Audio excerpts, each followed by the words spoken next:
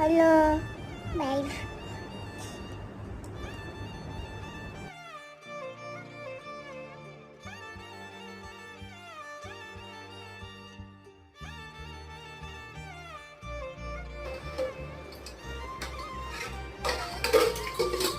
పచ్చడి ఉదరి పచ్చడి. సో ఉగాది రోజు మేము కొన్ని స్పెషల్స్ చేసాము, అది ఏంటో చూపిస్తాను, చూసేయండి. ఫస్ట్ వచ్చేసి పాయసం చేశాను, సేమియా పాయసం, గోధుమ రవ్వ రెండు కలిపి.